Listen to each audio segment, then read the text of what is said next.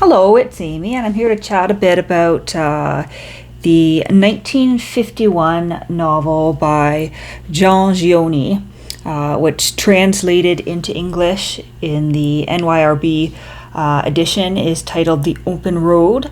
The original French title was Le Grand Chemin, or The Big Road, the Main Road, Main Roads. And we've got an introduction by Jacques Le Gaulle, and let me just make sure I get the translator's name correct for you. Translated from the French by Paul April. And I quite like this one for the first two-thirds. I read the first two-thirds in one sitting, and then I ended up setting it down, and I'm not entirely sure whether it's because I set it down that I found the last third not as interesting because I kind of pulled myself out of the story, or whether I would have found the last third not as interesting anyway. But it's a fairly simple story. It's a story about a narrator, unnamed narrator, who's kind of referred to in the introduction as the vagabond. It's a story about I don't know what to call him. He's kind of meandering. I guess you would call him a traveling laborer, because he's moving from place to place in the Provence region of France, going, sleeping outdoors when he needs to, moving from town to town, walking a lot, and picking up work when he finds himself in a position where he needs to. Now, we don't get a lot of the vagabond's backstory, of the narrator's backstory, but to us, he seems, a very sensible person. Although he's not living in one place, he's not in dire straits. He is living this life because he's chosen to live life that way, and he's working when he needs to, and he likes this kind of existence. He even tells another character at some point that he always finds work for the winter. Things always just work out for him, and he ends up, finding long-term employment. He stays there in those cold winter months, which I would assume they're rather long here, because he seems to be in a mountainous region, near the Alps, perhaps. But he spends some time each winter in some solid employment, and he takes those wages and he goes out on the road come spring and summer, and then he finds, employment in the fall and a place to stay for the winter. And that's what he ends up doing in about the middle of the novel. Winter is setting in, and he finds employment at a walnut processing facility. So I guess a walnut mill. They make walnut oil. And I'm assuming maybe people use it for cooking or fuel of some sort. I'm not sure exactly what you would do with walnut oil, but they are dropping, what sounds like big barrels of it off at people's homes in this region. But that's a little bit later on, because our vagabond, our narrator, is not the only character that we follow. In the early pages of this novel, he meets the artist. Now, the artist is not an artist in a traditional sense. The artist seems to be kind of a no-good gambler who's always getting in trouble, always drinking too much, and swindling people. But there is an instant attraction between our narrator and the artist. And so they meet on the road. The artist leaves him, but our narrator is a little bit heartbroken about that. And so he meets back up with the artist in the next town. In one of the towns, he finds a little bit of employment. He, checks into a hotel with the last of his money, ends up mistakenly drinking away the money that he needs to pay his hotel bill, but that's okay because he's found some employment driving a tractor at, I guess, the local county fair, local town fair. And I found that part quite interesting because this tractor seems to be a new thing. It's, gas-powered tractor maybe diesel fuel. I don't think they specify exactly, but it's a modern tractor. It's kind of brand new, this model, to the area, and so he tells the guy who's going to be showing it off at the fair, hell yes, I can drive a tractor. I will drive the tractor for you. And he goes and he does that. He drives these perfectly straight lines and sort of plows this ground. And several people decide to buy these tractors, and he gets his wages for the day. But he's worried about the artist who he's lost track of. And so he goes looking for the artist and gets in quite a big bit of trouble. There's drinking, there's some gambling, and then he ends up leaving without accidentally. He ends up leaving without paying his hotel bill because there's a fight and they're on the run, and he's backed up this artist who he's just met because he's got such a connection with him, and off they go, walking, hitchhiking through the countryside until they eventually find this place to stay for the winter.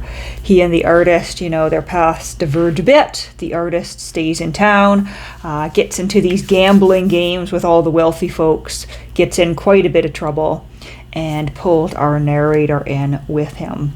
And I think where it started to lose me a bit was when the trouble kind of boiled over and we had left this setting that I found so interesting for them to go at this fast pace through all these, different events. Because at first it's a very slow moving novel, and you get this kind of meandering story of just wandering and living life day by day, and then suddenly it becomes something that's almost a run because they're working through all these issues. But I do like overall how it's structured, because you begin with our narrator alone on the road, and you end with our narrator alone on the road. And so I think it's well structured. I like the first 2/3.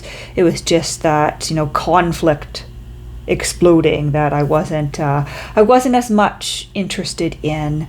I kind of read quickly, maybe skimmed the last few pages, not really skimming, but when you read really fast and you're not focusing so much on the flow of the sentences anymore, because you're just like, oh, this is not the plot that I wanted here. Let's just get through this and see if it moves back into more of what I wanted.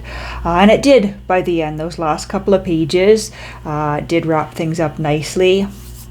I especially loved some of the lines and the language in this book, and I think the translator did an excellent job. I'm assuming it sounds just as poetic, if you will, just as poetic in the French, but there were a few lines where I was like, oh yeah, that's very quotable. Here's one that I liked. It's a little bit blunt, but I'm like, yeah, that does portray an idea.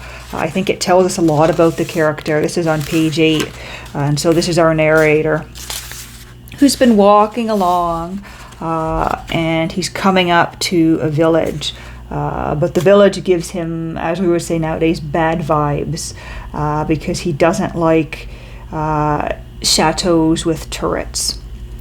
And so he says, too bad it's so close to the main road. These zinnas might actually persuade me to be friendly and polite. From close up, it's a village like any other, except for one thing that scares the shit out of me. A chateau with turrets. There are no chateaus with turrets in my state of mind. I've had it up to here with chateaus and turrets. And so, on surface level, it's just like, well, he doesn't like the way the fancy houses look. He doesn't like the fact that there's these, turrets. But I think if you look at that a little deeper, it's this grander, it's this kind of, I guess, authority. He's kind of reacting to, the power and the authority that he's seeing in some of these buildings, and thinking that he doesn't want to get too close to some of these well, perhaps, political power structures, maybe social power structures, which I think matches perfectly with how he proceeds throughout the novel. And then let's see, what else did I underline in here? From here, the world is made of copper from top to bottom. He asks if I know the score, and this is a conversation between him and the artist. The artist asks him if he knows the score. He asks if I know the score. I say no. He answers, "That's amazing for someone your age. It has nothing to do with age. I've never learned." He laughs. He's not talking about sheet music. And so you can probably guess from that, at least I did, that the score is probably, the facts of life, the way the world works. The artist is asking him if he knows how the world works. And our narrator at first thinks he's talking about music, if he knows how to read, sheet music. And then he realizes, no, he's misunderstood. And so perhaps that's a sign that our narrator maybe doesn't necessarily know the score, doesn't know how life works. Maybe he is a little bit naive, and any last bit of naivety is kind of pulled out of him by the end of this novel.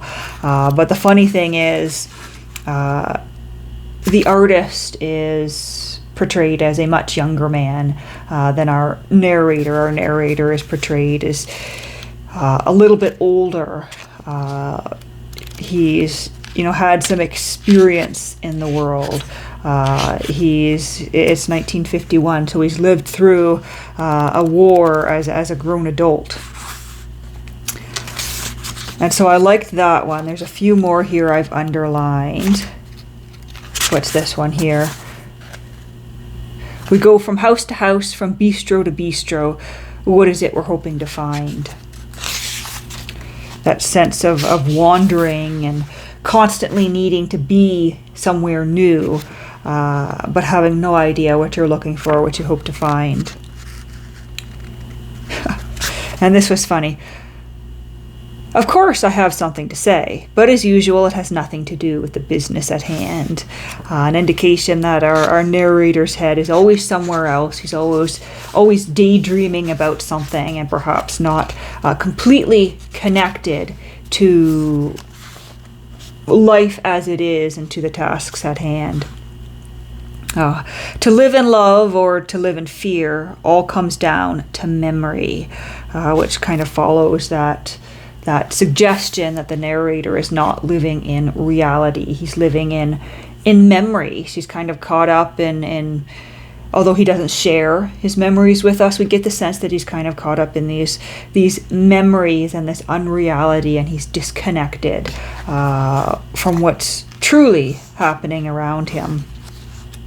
And of course, for me, my mind immediately goes to, and you can see it on the shelf behind me, Proust, In Search of Lost Time, because the narrator in Proust is constantly living in these memories. Now, of course, these are very different novels. I would say this has more in common with some of those, Beat Generation books in the States than it would have in common with earlier works like Proust. Certainly the language is stronger. Certainly the prose itself is very, very different. Proust wanders along in long, complex sentences, drawing out all his thoughts, and moves very slowly. It's more about thoughts than actions. Whereas this book, shorter sentences, snappier ideas, I suppose, and even though it's slow-paced, we are constantly moving from place to place, from person to person, and from idea to idea. We don't stay long on any particular person or topic, and I quite liked it, even though the last third perhaps wasn't everything I hoped it would be. Overall, I like the novel. And here's one last line before I close this video off. Here we are on page 70. Life is drifting away on the winds. One night, I'm even forced to sleep at the mill, he says. And that's when he's working at that walnut mill right before he stays there for the entire winter. He starts out as a day laborer living in the town, and then he gets asked to be the one employee that's going to stay all winter to make sure nothing happens to the product that's in the mill or to the mill itself during the winter. But just this idea that life is drifting away on the winds. You can picture this mountainous, snowy region with this howling wind, perhaps darkness as well.